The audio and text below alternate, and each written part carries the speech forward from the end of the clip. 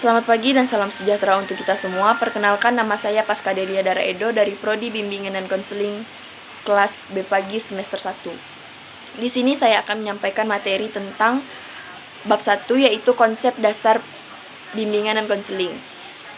Yang pertama ada pengertian bimbingan dan konseling. Secara umum, bimbingan merupakan bentuk dari pengarahan yang diberikan secara terencana dan terus-menerus kepada seseorang untuk mencapai tujuan yang dimaksud dari seorang konselor.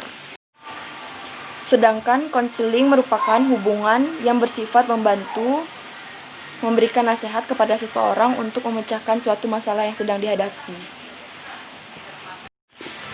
Jadi, kesimpulan dari bimbingan dan konseling yaitu suatu hubungan yang dilakukan dalam rangka memberikan bantuan kepada individu secara tatap muka dan memberikan pengarahan atau nasihat untuk memecahkan suatu masalah agar mencapai tujuan tertentu. Yang kedua ada keterkaitan antara bimbingan dan konseling.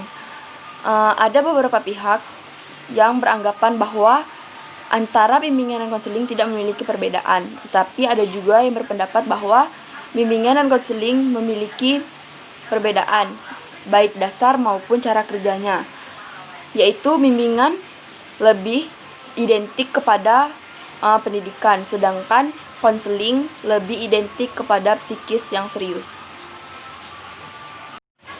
Dengan demikian, konseling merupakan salah satu teknik pelayanan secara keseluruhan, yaitu memberikan bantuan secara individu. Bimbingan tanpa konseling ibaratkan pendidikan tanpa pengajaran. Kalaupun keduanya memiliki perbedaan, tetapi hanyalah terletak pada tingkatannya. Yang ketiga yaitu persamaan antara bimbingan dan konseling. Persamaan antara bimbingan dan konseling terletak pada tujuan yang ingin dicapai, yaitu sama-sama diterapkan dalam program persekolahan, sama-sama berusaha untuk memandirikan individu, dan sama-sama mengikuti norma yang berlaku di lingkungan masyarakat. Yang keempat ada bidang bimbingan dan konseling. Antara lain yang pertama bidang kepribadian yang notabene harus diberikan kepada seluruh siswa, baik yang bermasalah ataupun tidak. Yang kedua ada bidang sosial. Bidang ini diberikan kepada siswa yang merasa kesulitan dalam pergaulan, baik dari dalam maupun dari luar. Yang ketiga ada bidang belajar. Setiap guru pembimbing harus selalu memantau hasil dari kegiatan belajar siswa asuhnya dan harus bekerja sama dengan wali kelas.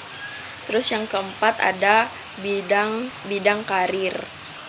Harus dilakukan dengan obrolan dua arah antara konselor, guru pembimbing dengan siswa asuhnya dalam seputar masalah cita-cita yang ingin dicapainya. Yang kelima ada orientasi bimbingan dan konseling. Antara lain yang pertama ada orientasi perorangan.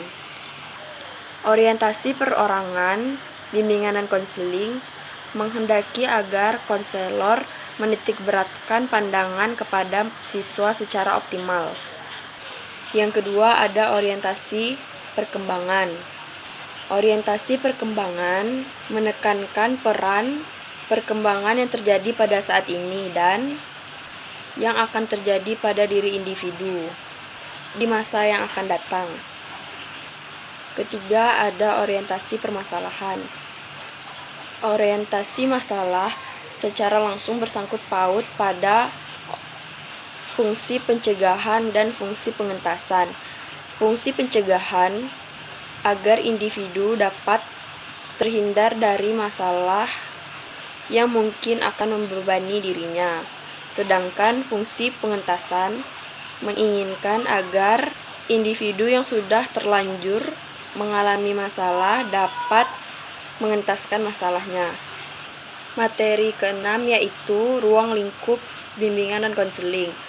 Ruang lingkup adalah suatu batasan. Dalam bimbingan dan konseling, ruang lingkup dapat dilihat dari segi pelayanan dan sasaran. Yang pertama yaitu dari segi pelayanan, yaitu ruang lingkup yang berada di dalam sekolah yang mencakup tentang kurikulum dan pembelajaran. Sedangkan ruang lingkup sasaran yaitu yang berada di luar sekolah, yang mencakup lingkungan keluarga dan masyarakat. Adapun ruang lingkup yang dilihat dari sasaran yaitu dari individu ataupun kelompok.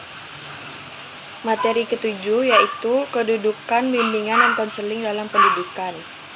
Kedudukan bimbingan dan konseling dalam bidang pendidikan yaitu wadah atau lembaga yang dapat menampung atau menyelesaikan masalah-masalah yang tidak dapat tertampung dan terselesaikan oleh peserta didik.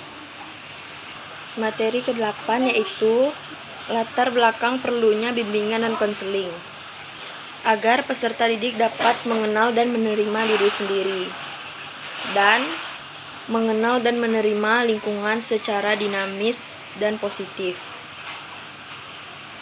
serta mampu mengambil keputusan, mengarahkan dan mewujudkan diri sendiri secara efektif dan produktif sesuai dengan peran yang diinginkannya di masa depan.